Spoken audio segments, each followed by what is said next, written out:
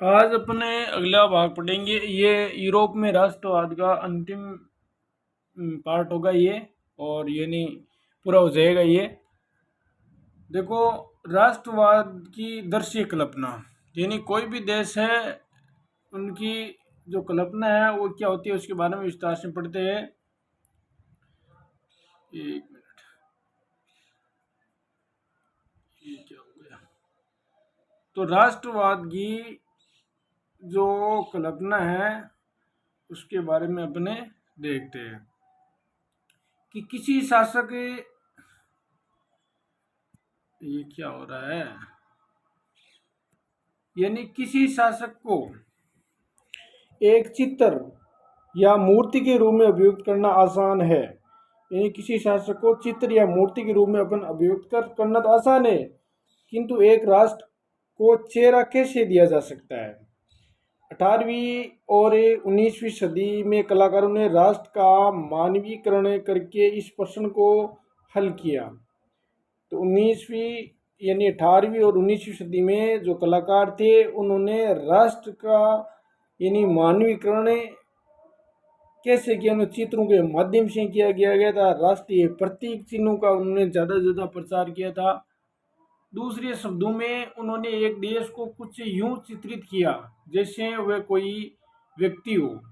तो कुछ ऐसे भी चित्र बनाए कि जैसे कोई व्यक्ति भी हो। उस समय राष्ट्र को नारी वेश में प्रस्तुति किया। कुछ चित्र है वो नारी के वेश यानी नारी के रूप में चित्र प्रस्तुत किए। देखो ये आपको दिखाई दे रहा है ना, 1850 में डाक टिकट। यहाँ इसमें मारियान की तस्वीर बनाई गई है जो फ्रांसीसी गणराज्य का प्रतिनिधित्व करती है। यानी महिला का डाक टिकट 1850 में बनाई। ये राष्ट्र के रूप में परिभाषित किया गया था, राष्ट्र के रूप में उसकी छवि बनाई गई थी, नारी को प्रस्तुत किया गया था।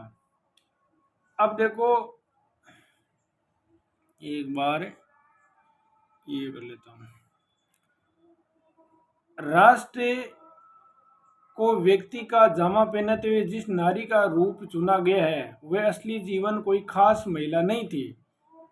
ये तो राष्ट्र को अमूर्त विचार को ठोस रूप प्रदान करने का प्रयास किया। यानी नारी की छवि राष्ट्र का रूप के बन गई थी। तो उसका उद्देश्य क्या था कि असली जीवन में कोई खास महिला नहीं थी। उसने क्या है कि ऐसा यानी नारी का अमूर्त विचार, अमूर्त का मतलब दिखाई नहीं देना, मतलब ऐसे यानी अमूर्त विचार ठोस रूप प्रदान करने का प्रयास किया गया था। यानी जो नारी के चित्र बनाए गए थे वो राष्ट्र की छवि रूप बन गई थी। अंत में क्या, इन चित्रों के माध्यम से नारी है, उनके चित्र है, वो एक छवि बन गई थी, राष्ट्र का रूप बन गई थी, रूपक बन गई थी। ठीक है ना।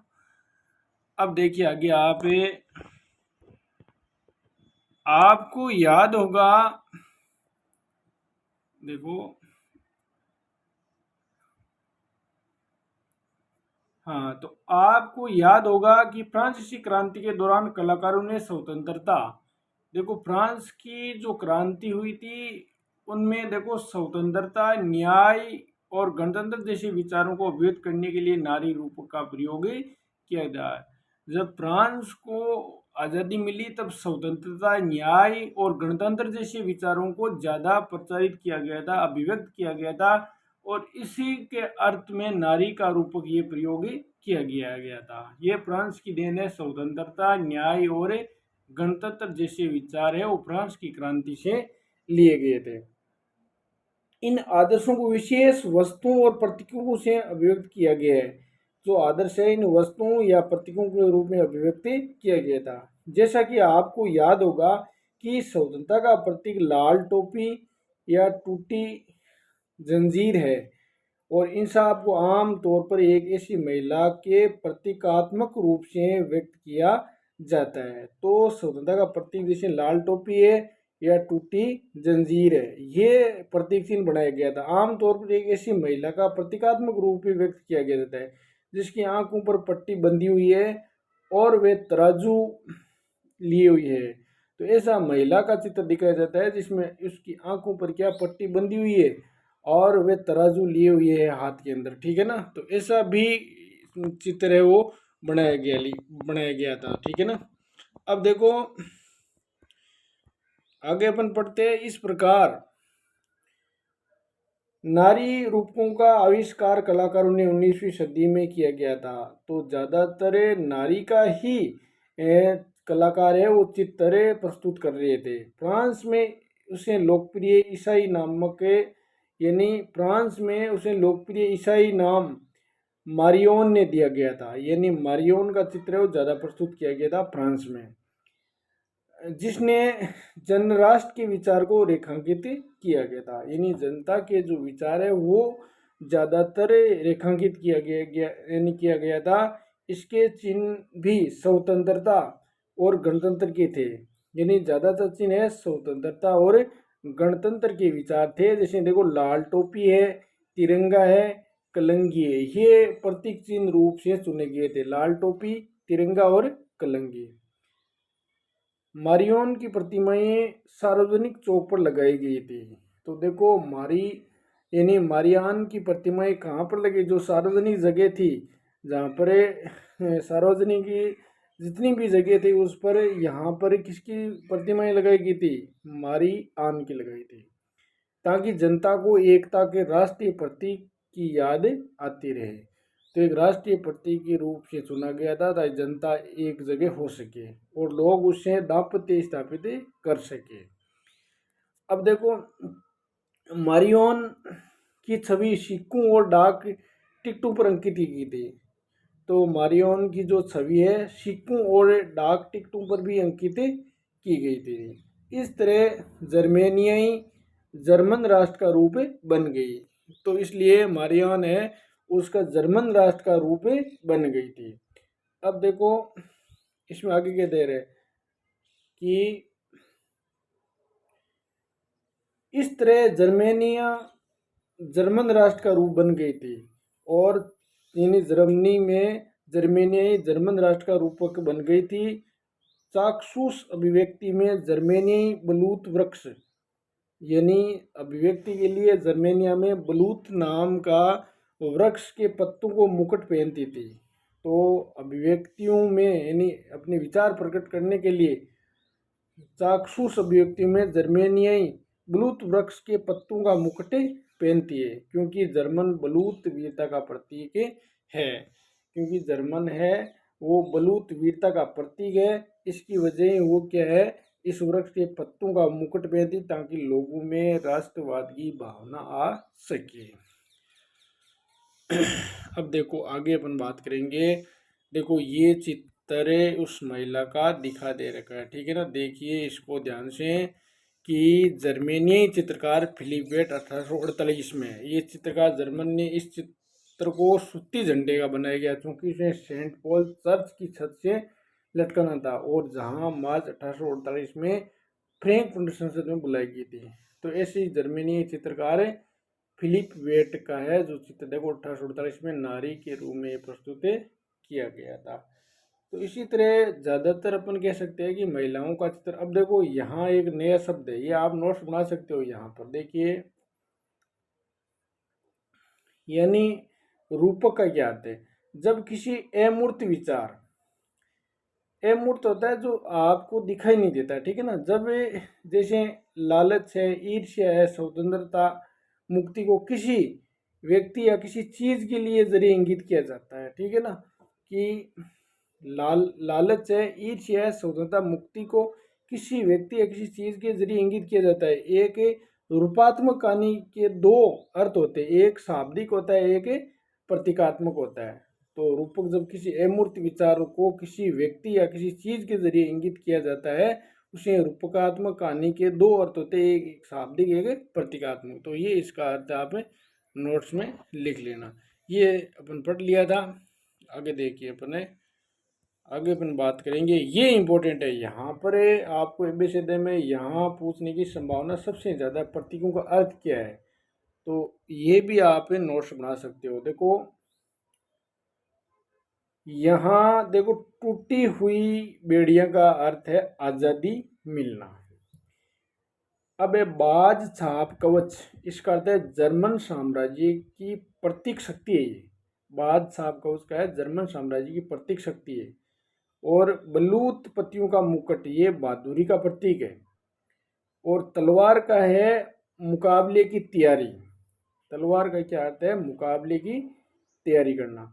और तलवार पर लिपटी जैतून की डाली का अर्थ है शांति। ये जैतून की जो वृक्ष तेज का ये अभी संयुक्त राष्ट्र में भी शांति का प्रतीक चुना गया है। तो तलवार पर यानी लिपटी जैतून की डाली क्या है? शांति की चाहत है। अब देखो काला लाल और सुनहरा तिरंगा, इसका मतलब 1848 में उदारवादी और राष्ट्रवादियों का झंडा जिसे जर्मन राज्यों के ड्यूकस ने प्रति यानी प्रतिबंधित घोषित कर दिया था। यानी काला लाल सुनहरा तिरंगा 1848 में उदारवादी राष्ट्रवादियों का झंडा है ये, और जिसे जर्मन राज्यों के ड्यूकस ने प्रतिबंधित घोषित कर दिया था। अब उगते सूर्य की किरणें का अर्थ क्या है? एक नया युग का सूत्रपात। तो यहाँ से एक आपको प्रतीक का अर्थ पूछा जा सकता है, तो ये आप याद कर लेना। ये देखो ये चित्र वो पेपर पढ़े वो सारे दे रखे इसमें। ये देखो दे एक चित्र दे रखा है कि दे पोलेन जर्मेनियाई हताशा जर्मेनियाई जूलियस ह्यूबनर 1850 का चित्र नारी का ही प्रस्तुत किया गया है कि इस चित्र में आपको ये इसमें देखो नारी है वो जमीन पर लेटी हुई है। तो इसका अर्थ है कि स्वतंत्रता यहाँ नहीं मिली है। दे फोलेन जर्मेनिया है ये हताशा का यानी हताश जर्मेनिया यानी महिला है वो काफ़ी हताश हो जाती है। अब देखो आगे अपने पढ़ते हैं।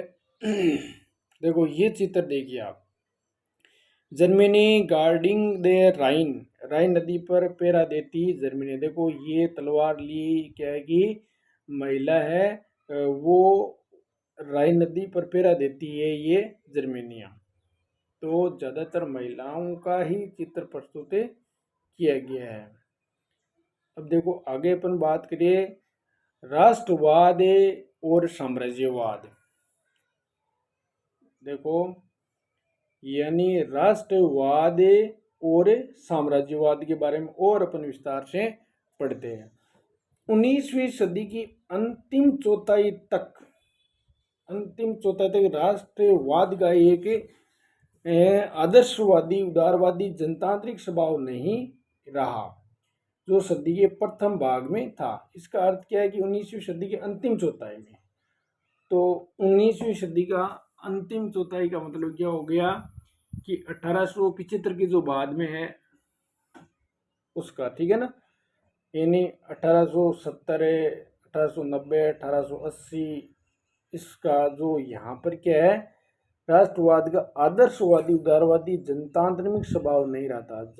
उदारवादी और जनतांत्रिक स्वभाव नहीं रहा जो सदी के प्रथम भाग जैसे 1805 1801 जो प्रथम सदी का मतलब 1801 से लेकर के 1825 के जो प्रथम भाग में दिखाई देता था वो स्वभाव नहीं रहा।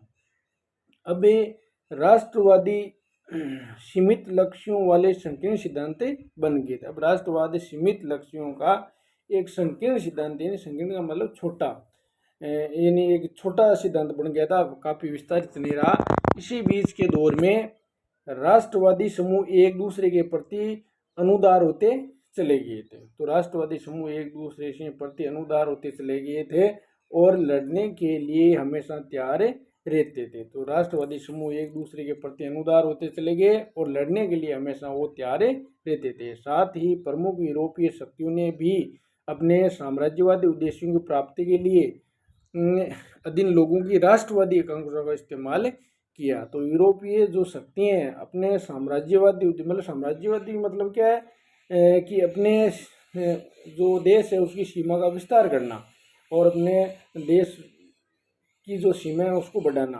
तो लोगों में राष्ट्रवादी आकांक्षाओं का इस्तेमाल किया, ज़्यादा से ज़्यादा लोगों में राष्ट्रवादी भावना भरी गई थी। अब देखो 1871 में अपन बात करते हैं। 1871 में बात करें तो देखिए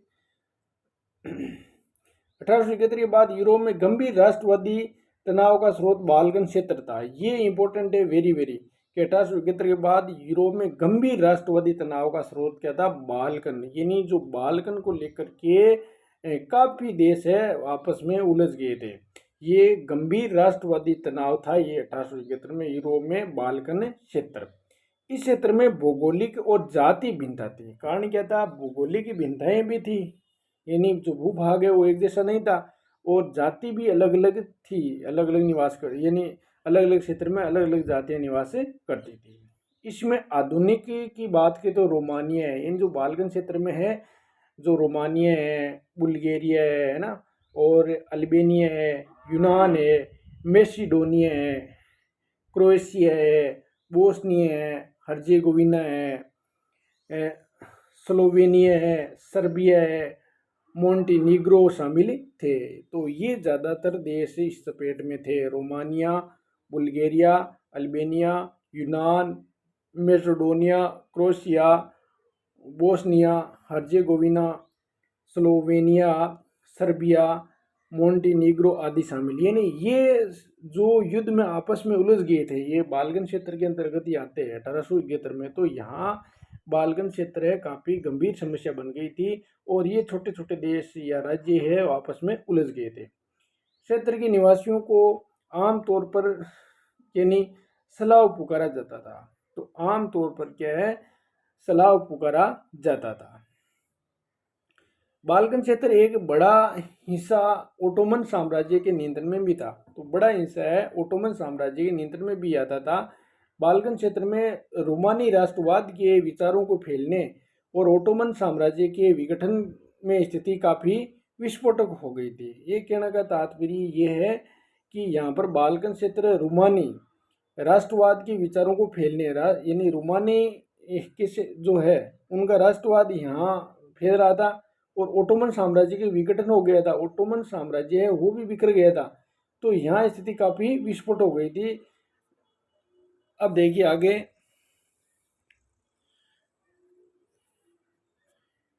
19वीं सदी, इन 19वीं सदी में ओटोमन साम्राज्य ने आधुनिकीकरण और आंतरिक सुधारों के जरिए मजबूत बनना चाहता था। यानी 19वीं सदी में ओटोमन साम्राज्य ने आधुनिकीकरण की प्रक्रिया अपना करके अपने आंतरिक सुधार है वो किया और अपने आप को मजबूत करना चाहता था, किंतु उसमें इस बात बहुत ही कम सफलता मिली। एक यानी एक के बाद एक उसके अधीन यूरोपीय राष्ट्रीयताएं चुंगल से निकलकर स्वतंत्रता की घोषणा करने लगी थी। अब यहाँ मजबूत करना चाहते थे, लेकिन एक के बाद जो एक यानी जो यूरोपीय राष्ट्रीयता उसके चुगल से निकलकर स्वतंत्रता की घोषणा करने लगी। जो छोटे छोटे राज्य है वो क्या स्वतंत्र होने लग गए थे। बाल्कन लोगों ने आज़ादी और राजनीतिक अधिकारों के अपने दावों को राष्ट्रीयता का आधार दिया था। तो मतलब बाल्कन के जो लोग हैं वो आज़ादी चाहते थे और राजनीतिक अधिकार है वो चाहते थे, और ज़्यादातर उनमें राष्ट्रीयता का आधार मान करके उन्होंने जो है वो आंदोलन किया था, क्रांति की थी। उन्होंने इतिहास का इस्तेमाल ये साबित करने के लिए किया कि वे कभी स्वतंत्र थे। तो ये जो छोटे छोटे राज्य या देश है उन्होंने क्या है कि हम कभी पहले स्वतंत्र थे, आप जो शक्ति हैं वो हमें अंडर में ले लिया था। अब देखो आगे अपने बात करें हैं, किंतु तत्पश्चात विदेशी शक्तियों ने उन्हें अधीन कर लिया है। तो बाल्कन के जो छोटे राज्य या देश है वो क्या कहना है कि हमें पहले हम स्वतंत्र थे और विदेशी शक्तियों ने हमें अधीन कर लिया है, तो हम स्वतंत्र होना चाहते हैं। अतः बाल्कन क्षेत्र के विद्रोही राष्ट्रीय समूह ने अपने संघर्षों को लंबे समय से खोई आज़ादी को वापस पाने के प्रयास के रूप में देखा। तो राष्ट्रीय समूह वो क्या है कि लंबे समय से क्या है खोई हुई आज़ादी को वापस पाने के प्रयास में थे। बाल्कन के जो छोटे छोटे देश अपन पीछे पड़े ना, रोमानिया, बुल्गारिया, ये जितने भी देश है वो वापस खोई हुई जो यानी जो आज़ादी है वो खोई हुई थी उसको वापस पाने के लिए प्रयास रहे थे। इसलिए ये बाल्कन के नाम से काफ़ी जो है चर्चित रहा। अब देखो जैसे जैसे विभिन्न स्लाव राष्ट्रीय समूह ने अपनी पहचान और स्वतंत्रता की परिभाषा तय करने की कोशिश की, तो जैसे जैसे विभिन्न स्लाव राष्ट्रीय समूह ने अपनी पहचान और स्वतंत्रता की परिभाषा तय करने की कोशिश की, तो बाल्कन क्षेत्र घेरे यानी टकराव का क्षेत्र बन गया था। तो बाल्कन क्षेत्र घेरे और टकराव का क्षेत्र बन गया और बाल्कन राज्य एक दूसरे से भारी ईर्ष्या करते थे। ये छोटे छोटे राज्य या प्रदेश यानी देश कह सकते हैं, तो आपस में क्या है ईर्ष्या करने लगे थे और हर एक राज्य अपने लिए ज़्यादा से ज़्यादा इलाका हथियाने की उम्मीदें रखते थे। तो आपस में ये लड़ने लगे कि अपन ज़्यादा इलाका प्राप्त करें और आपस में ईर्ष्या करने लगे और आपस में ही राज्य ये लड़ने लग गए थे। अब देखो परिस्थितियां और अधिक जटिल इसलिए हो गई क्योंकि बाल्कन क्षेत्र में बड़ी शक्तियों के बीच प्रतिस्पर्धाएं होने लगी थी। तो आपस में बड़ी शक्तियों के बीच में भी प्रतिस्पर्धा होगी। इस समय यूरोप में शक्तियों के बीच व्यापार उपनिवेशों के साथ नौसैनिक सैन्य ताकतों के लिए गहरी प्रतिस्पर्धा थी। तो यूरोपीय शक्तियां जो बड़ी बड़ी है वो व्यापार करते थे, उपनिवेश स्थापित करते, तो उन्होंने नौसैनिक है सैन्य ताकतें हैं उनमें भी काफ़ी गहरी प्रतिस्पर्धा थी।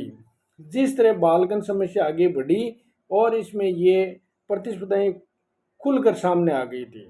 तो बाल्कन की काफ़ी समस्या है वो विकट हो चुकी थी और जिसके कारण ये प्रतिस्पर्धाएं और खुलकर सामने आ गई थी। जिसमें देखो बड़े देश थे, रूस है, जर्मनी है, इंग्लैंड है, ऑस्ट्रो हंगरी के हर ताकत बाल्कन पर अपने यानी बाल्कन पर अन्य शक्तियों की पकड़ को कमज़ोर करके क्षेत्र में अपने प्रभाव को बढ़ाना चाहते थे। अब देखो यहाँ रूस है, जर्मनी है, इंग्लैंड है, ऑस्ट्रो हंगरी है, वो क्या है अपनी अपनी शक्ति को प्रदर्शित कर करके अपनी स्थिति मजबूत करना चाहते थे, अन्य को वो क्या कि पराजित करके कमज़ोर करना चाहते थे। तो ये भी पीछे नहीं रहे थे ये देश भी। अब देखो इस क्षेत्र में अपने प्रभाव को बढ़ाना चाहते थे। इसी इलाके में कई युद्ध भी हुए थे और अंततः प्रथम विश्व युद्ध हुआ था। तो इसके कारण ये कारण है कि प्रथम विश्व युद्ध शुरू हुआ था 1900 आप कह सकते हो 1914 से लेकर के यानी 1918 तक ये युद्ध चला था। यानी 11 नवंबर को ये युद्ध समाप्त हो गया था। तो प्रथम युद्ध हो गया था इसके कारण। अब देखो आगे अपन बात करें, देखो ये देखो चित्र दे रखा है कि ब्रिटिश साम्राज्य का यशगान करता है एक मानचित्र। तो देखो ये ब्रिटिश साम्राज्य का यशगान है, वो करते हुए कि हमारा साम्राज्य कितना अच्छा था, इस तरह वो यशगान करते दिखाई दे रहे हैं। अब देखो साम्राज्यवाद से जुड़कर राष्ट्रवाद 1914 में यूरोप को महाविपदा की ओर ले गए थे। तो साम्राज्यवादी होड़ को लेकर के यानी अपने जो भूभाग को बढ़ाने की साम्राज्यवादी वो नीति रखते थे। इसके कारण ये यूरोप है ज़्यादातर है संकट में आ गया था, महाविपदा की ओर चला गया था। लेकिन इसी बीच विश्व युद्ध अनेक देशों ने जिनका 19वीं सदी में यूरोपीय शक्तियों ने औपनिवेशीकरण किया था। तो 19वीं सदी में यूरोपीय शक्तियों ने क्या किया गया था, औपनिवेशीकरण किया था। तो यानी ज़्यादा से है वो उपनिवेश अपने बढ़ा लिए थे, साम्राज्यवादी प्रभुत्व का विरोध करने लगे थे। जो देश या राज्य अपने साम्राज्य बढ़ाने थे उसका है विरोध करने लगे थे। हर तरह से साम्राज्यवादी विरोधी आंदोलन विकसित थे। तो इन राज्यों या देशों में क्या है, जो भी साम्राज्यवादी नीति रखते थे उनका विरोध करने लगे थे, लोग आंदोलन करने लगे थे। इस अर्थ में राष्ट्रवादी थे कि वे सभी स्वतंत्र राष्ट्र राज्य का निर्माण करने के लिए संघर्ष करे थे। तो सभी जो राज्य या राष्ट्र है वो अपना राष्ट्र का निर्माण करना चाहते थे, इसलिए वो संघर्ष कर रहे थे। वे सभी एक सामूहिक राष्ट्रीय एकता की भावना से प्रेरित थे, क्योंकि इन प्रदेशों या राज्यों में क्या है कि राष्ट्रीय भावना आ गई थी और उससे ज़्यादा प्रेरित थे। अब देखो जो साम्राज्यवाद विरोधी की प्रतिक्रिया में उभरी थी, तो साम्राज्यवाद का है वो विरोध करने लगे थे और राष्ट्रवाद के यूरोपीय विचारे कहीं और नहीं दोहराए गए, क्योंकि हर जगह लोगों ने अपनी तरह एक विशिष्ट राष्ट्रवाद विकसित किया गया था। तो हर जगह लोगों ने अपनी तरह एक विशिष्ट राष्ट्रवाद विकसित किया, मगर ये विचार कि समाजों को राष्ट्र राज्य में गठित किया जाना चाहिए, ये विचार भी रख दिया कि समाजों को राष्ट्र राज्य में गठित किया जाना चाहिए, अब स्वाभाविक सार्वभौमिक मान लिया गया था। तो ये चीज़ें स्वाभाविक और सार्वभौमिक मान ली गई थी। अब देखो ये पार्ट है यूरोप में राष्ट्रवाद है, अपने अच्छी तरह यहाँ पूरा कर लिया है। एक चैप्टर पहला ही थोड़ा सा आगे हार्ड था और अपने यहाँ पूरा कर लिया। अब अगला है अपने भारत में राष्ट्रवाद। तो भारत का जो राष्ट्रवाद है यानी अपने उसकी बात करें तो वो बहुत ही इजी है। ये आप नोट्स बना सकते हो, 2 बार उस वीडियो को देख लीजिए तो आसानी से ये समझ में आ जाएगा। तो धन्यवाद।